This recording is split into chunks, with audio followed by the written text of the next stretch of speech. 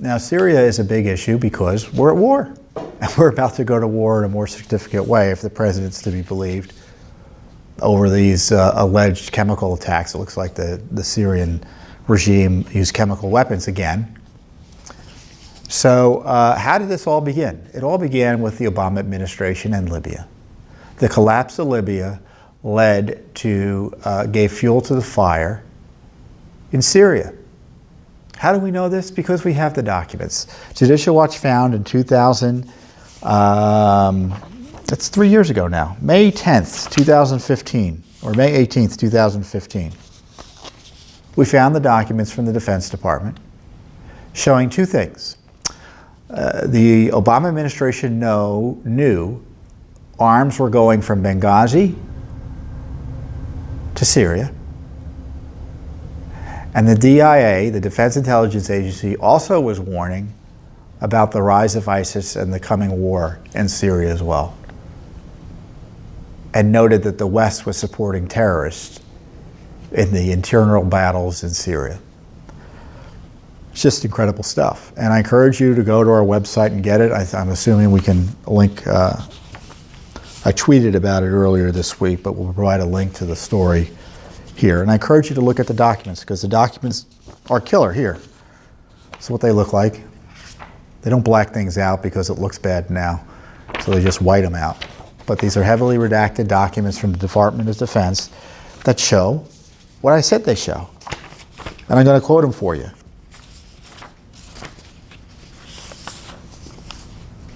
Weapons from the former military stockpiles were shipped from the port of Benghazi, Libya, to the port of Benghazi and the port of Borja Islam, Syria.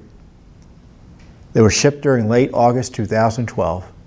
Hey, that was just 1 month before the terrorist attack in Benghazi.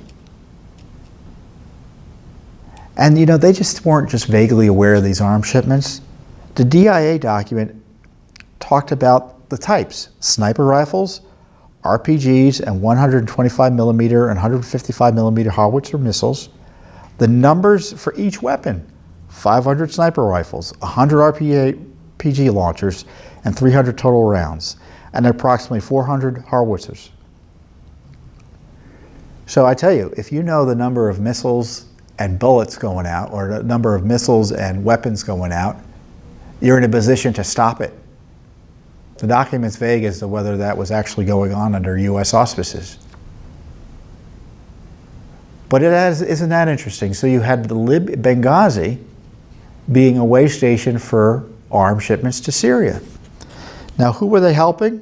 It looks like they were helping the opposition in Syria, which was driven by Al-Qaeda and other extremist Muslim groups, according to the document, that were supported by the West, i.e. the United States.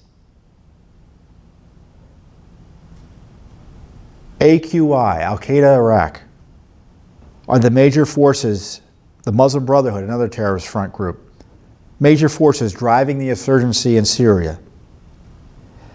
And the consequences included the grave danger of the rise of ISIS. And again, all of this is connected in Benghazi because these documents came to us from a Benghazi FOIA request. The deterioration of the situation has dire consequences on the Iraqi situation are as follows. This creates the ideal atmosphere for Al-Qaeda Iraq to return to its old pockets in Mosul and Ramadi, and will provide a renewed momentum under presumption of unifying the jihad among Sunni, Iraq, and Syria, and the rest of the Sunnis in the Arab world against what it considers one enemy, the dissenters. ISI, which was the then acronym for the Islamic State, could also declare an Islamic State through its union with other terrorist organizations in Iraq and Syria, which will create grave danger in regards to unifying Iraq and the protection of its territory. And the dire consequences, most of which are blacked out, include, and this isn't blacked out, renewing facilitation of terrorist elements from all over the Arab world entering into the Iraqi arena. There you had it. Obama was warned in 2012, 4 years before he left office, that Benghazi was being used to send arms into Libya, and that the situation in Syria was going to lead to increased terrorism. So they were supporting a situation that they were warned was going to lead to increased terrorism with arms. So if you want to know how this all began and how this situation has led to a confrontation potentially between the United States and Russia and Syria, it goes back here to Benghazi, Barack Obama and Hillary Clinton, who saw, by the way, the destruction of the Gaddafi regime as a capstone to their foreign policy. And that's why they lied about the internet video causing the attack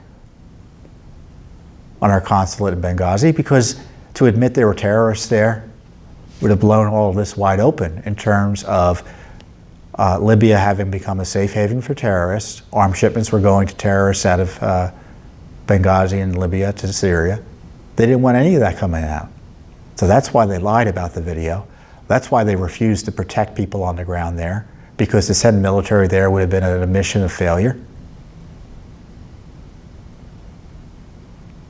And it led to this war in Syria that is, when you hear the left complain about refugees, tell them to blame Obama and blame Hillary Clinton and all the needless deaths that have resulted from that war. The U.S. was supporting the terrorists there. Before anyone was lit in on it in the United States, they were doing this secretly with arms shipments out of Benghazi. So think about that the next time you hear Syria mentioned in the media. And as we devote lives, personnel, and munitions and taxpayer resources to trying to clean up the mess there.